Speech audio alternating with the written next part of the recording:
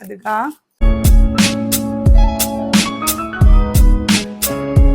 Hello everyone, मैं अपना Mikey channel दे तराम नौकरी ऐसे कोई मचागी 1 year फावर निमिनी हाबदी माकी ngasi अहानबा बर्थडे नि अदुदो यामना चाउना तौजगेना खनबदो चाउना तौबा ngamdreba ko mafamnasu yamna chinbana maram oraga siga leiriba mafam singse yamna chaudeba ko mi 10 kun khatang kobada phambam su leite adagi chak thongnai mafam su yamna pikpani na yum na tabani na ko auna ishor lagi kaidana bagi dum khara macha moina tauge toini dumuku machagi ahanba birthday ni na dum cake kakna khona tawbodo ina tawningba adugi tawge na tawini ado decoration same dri decoration se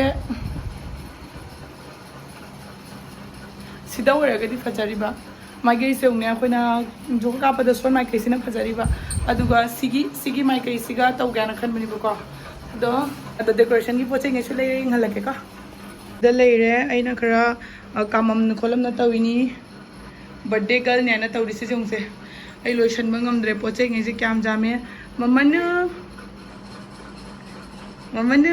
happy birthday to you happy birthday to you doi sasra manu ai sai tharake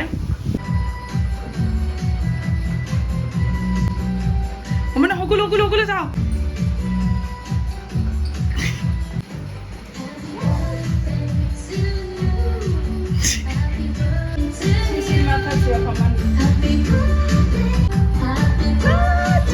happy birthday thabi lo sara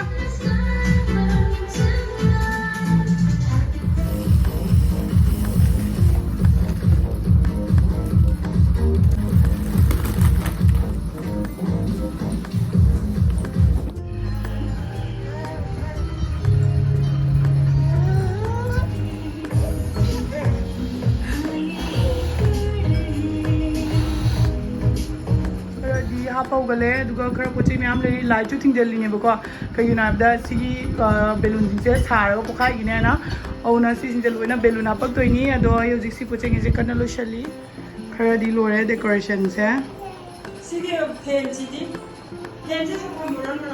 mama table clock तो फेन सिगा तो मुसले अदुम याम अखोय mama सु लाइबको mama लाइसिना mama गी मसा से ngamdabagi magi makhanaw se yam thina narubagi layeng bagi lakpane sigaisiga aduga macha gi birthday su mata chana mama su yawa phange aji macha to gi frog ready ore setpirani adoi agi mami se unke sum tai mama so ji kayim ke dribanina Mamaearth ki bye bye blemishes face wash sai mama ta thoga aduga serum tai gi to ine bako adum aina sina bado mayam so adum share tawningdana aina hapcharak pani adu yeningdaga de adum kaktat pio ka sum kai de bako asesga aina ahan bada mama da tawdo se bye bye blemishes face wash ni asese mulberry and vitamin C na semak pani bako mulberry se koi gi skin da habdi redness lakpa aduga gi pigmentation dark spot adugumba do mana phalak ngami bako adu ta sunatana vitamin C na akoi gi mamai se ngokul pangame vitamin C se koi mamai yam satina kana bane myam so adum yengbio ai gon da sinaraga igon da yamna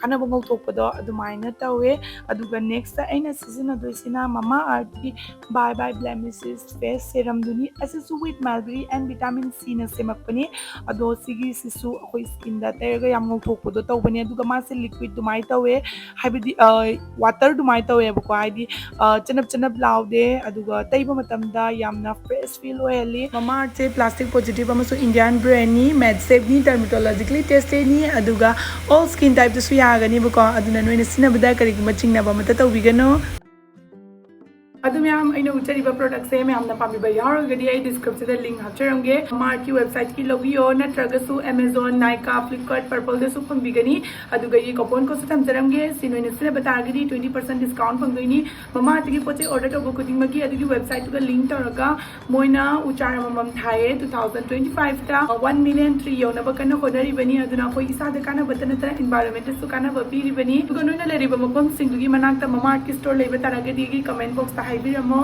aduga gi vlogs mukha chatrase momo pani phaja bana loira thai bidi harau ni ma ku kariwan sei ka chuma chindare be manang do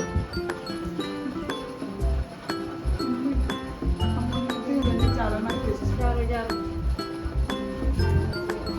Ini dulu aja mana cepat. Main kalau kasih. Hal irak bra. Spelling tum bra. Amtang jing sina. Kalau tadi kita ngomong ni. Jing sila ni jing sila. Kalau pada dia ina kai dah. कितने लोग आ रहे हैं? 40? 40? हो जाएगा ये 600 face तो बहुत अच्छा है तो वाह इसमें आकांक्षा लिखा बहुत रहा होगा ना ग्राउंड से दुख दुख लाओ तो धारक तक ना हमारे सारे हुए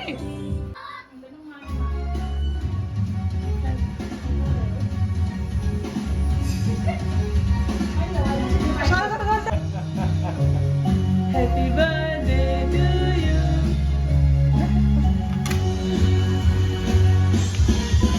Happy birthday to you. Sama-sama mau ni.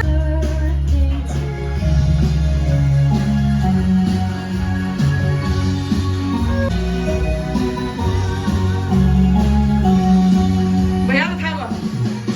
अदो मैं मचासे जगोई मैम सादोपा लोरगा तुमदो खरे मीना लाकनरप मतमदा अदगी मासे हौदोंगना बायना कन्न होनरीने बको आइना अदुगा इसै थाबिरगा जगोई साहनगना अदुगा मैम से लाकपदगी मासे कीबोय कइबोय जगोई सावबा याखिद्रे अदो मैम अगी बर्थडे सिगा मैम ना हायरक तायना दुम नुंगाइ तबसे लेरंबे अदो मैम वरोगनो बको आइदी आइसे यामना कौनिंगी याम यावनिंगे अदो खोगी युमसे यामना पिकपनिना को आइना लेरिबा बिल्डिंग सिगी मीतनी बको आइना हाइसे अदुगा खोगी मामजाइगा नेनेगा मोय अखुसी तनी हाइसे ते अतोपा extra मबो कौबा ngamdre hadi mafamdo yam chinbana maram oiraga minaba aigi imanabi na ta haidare bako didi men puna mangni ado moi sing loina langnare aduga photo kamna bayaw kai tona ma'am pai mai sok patang nari sina khojagi chichi habaduni ado ma sai daga sini video da yawalle ado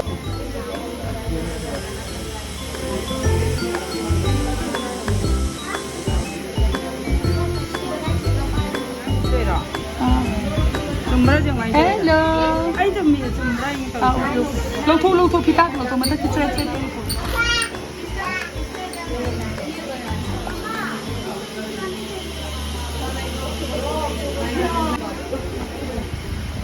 Que el otro ven. Wow.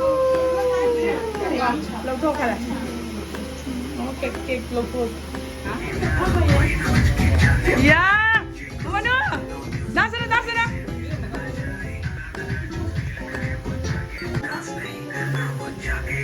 Kalbi se.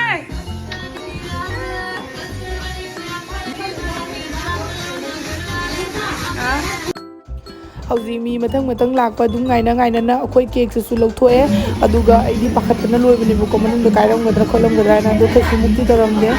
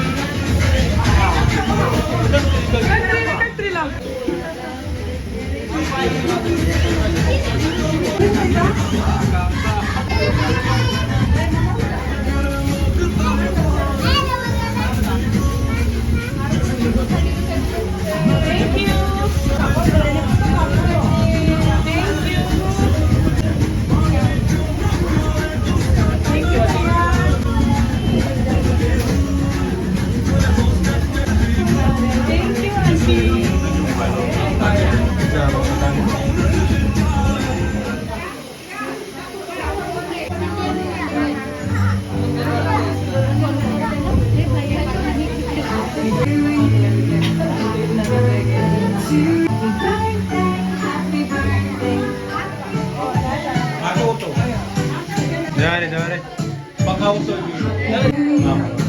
Sino ini masalah ini?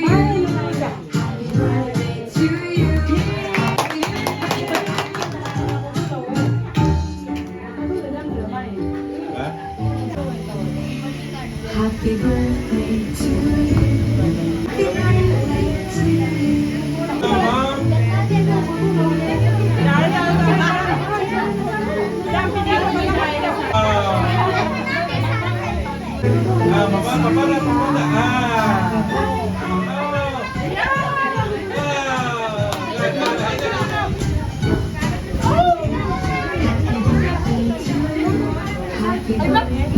มาพูดน้ำมันเลย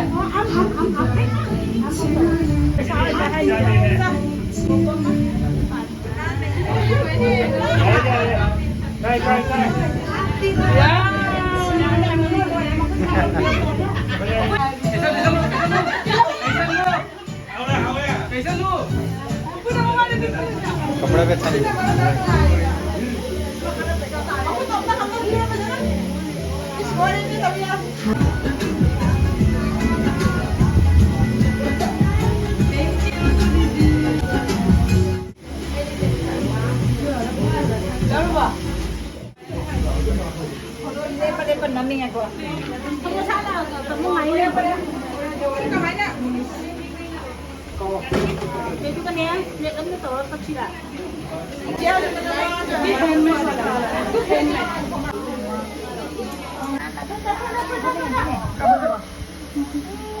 Thank you, Baba.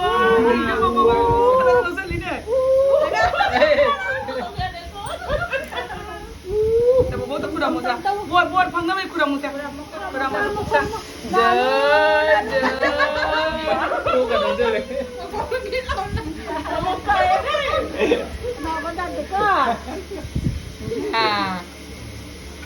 Biru ya, biru.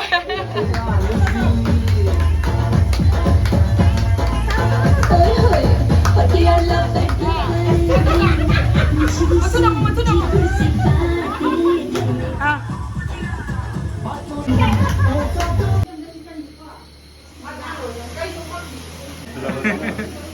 Jangan dulu kerja deh. Iya. Hah? Hello.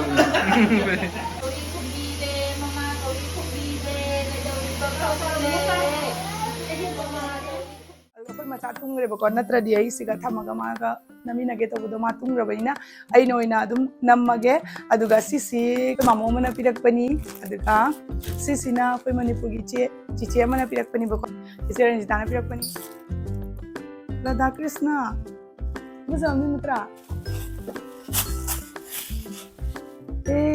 machagi pukanga tengo galas ka yam nushi haba bodosi makhagi didina ni tiffin नि सिसिना खोजागी चिचेना पिरकपने अदो my colour से हम बजै सी fridge सिगा सी खंगुब सिगा पिरकपने बको खंगुब सुसु याम cute ओए याम नुंशिए याम cute याम नुंशावा सिकनाना पिरकपनो खंग्रेस चिचे रोमोलाना पिरकपने अदो याम नुशिका Anung didi na pinagpane. Ito na siya. Oh, wow! Aya! Siya mo sumana pinagpane. Ito siya. Yan pa siya. Sinanena na pinagpane. Oh, wow!